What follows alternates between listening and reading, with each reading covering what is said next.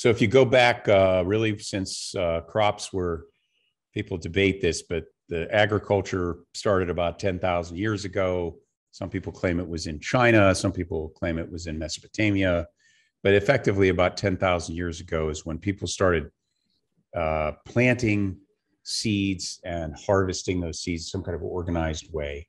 And from that moment forward, there's an essential activity that even people who have a tomato patch in their backyard perform, which is they inspect their plants. I mean, name a gardener who isn't periodically going among their plants and looking for things like disease, or was there water stress, or maybe I could put a little more fertilizer here. Well, that process of inspection is done on a massive scale when it comes to specialty crops. Now, I'm going to differentiate here. We are not in the world of wheat, rice, and corn. We are in the world of tomatoes, peppers, peaches, pears, ornamental flowers, and all that. Those are very high value crops, anywhere from $4,000 or $5,000 an acre to cannabis is in the millions per acre. Those crops require a particular kind of intensive and frequent inspection.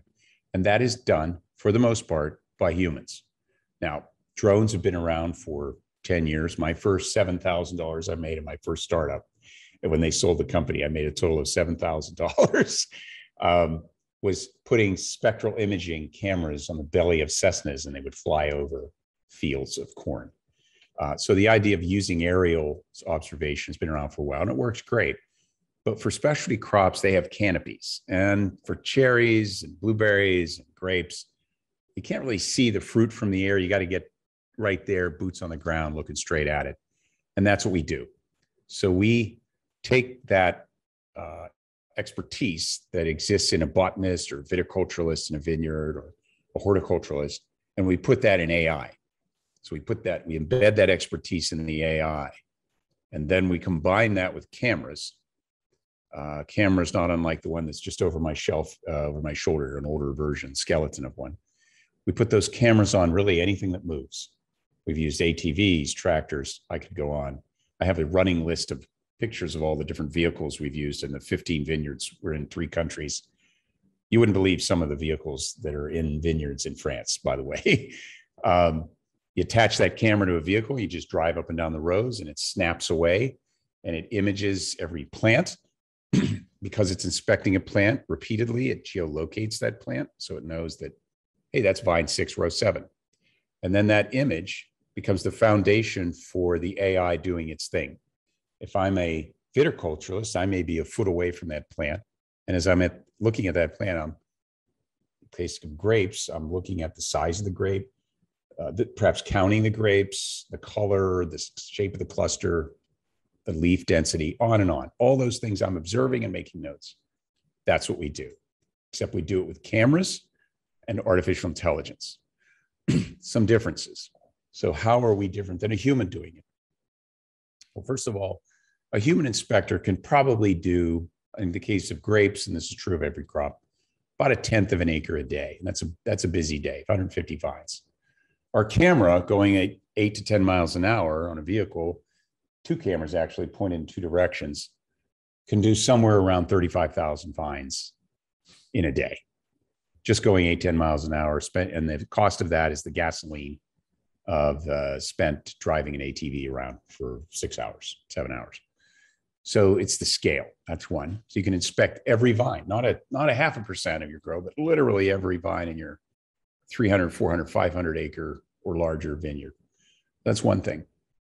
Second thing is, and this is a more subtle thing. So if I give the same X-ray to 5 radiologists, all due respect to your radiologists who may be listening, apologies, but you will get 4 or 5 opinions, and they are highly motivated and highly trained. They just look at things differently. We are human. So if I ask people to inspect something, no matter how highly trained, how highly motivated, I'm going to get different opinions. And those opinions are different enough to make any one opinion somewhat suspect. Because we're using one brain, that's the AI that sits in the cloud, it's analyzing it, it's consistent, it's data-driven. On top of that, already by our estimate, like I said, we're in 15 vineyards in 3 countries. We've digitalized, what I mean by that, inspected, turned into digital form, probably around 700,000 vines and probably around 700 million grapes. There's no human on earth. There's no 20 viticulturists in the world that have seen that many vines, that many grapes. So we're seeing them in a quantity and in detail that is not observable by humans. So I would just make the case that any inspection regime, by the way, will fall to the god of AI, deep learning. So that's what we do. And then what does that mean? Well, it's the same thing for the human inspector. That viticulturalist is looking at that plant. It could be ornamental flower. It could be a vine. It could be any organic matter. They're looking at it. They're looking as a coach and a doctor. As a doctor, they're determining, hey, is there water stress? Is there infestation? Is there disease? So they're determining whether or not that plant needs a remedy, or in some cases removed if it's an infestation. They're also looking as a coach because they're doing those inspections repeatedly through the year. Hey, this plant needs more water, or something about this. Maybe we need to do some de-leafing here. Certain times of the year, it has to perform at a certain level, and that inspection is doing both of those. So we do that as well. So what it means is higher yields because we're inspecting everything frequently, as often really as the grower wants. It's flat fee. We just charge a flat fee. As many plants as they want. And over the course of doing that, they are then able to monitor their crops with a level of detail and level of precision and objectivity they've never had. The result is higher yields overall, higher quality yields, and what I call crop protection, because they're seeing these problems very early on.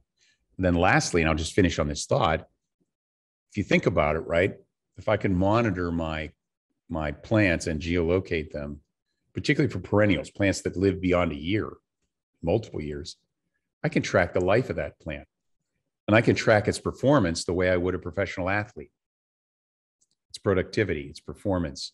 And then I can make adjustments to individual plants through the life of that plant. Now I manage not to the acre, I actually manage to the tree, to the bush, or to the plant, which is the ultimate ambition of every precision agriculture out there.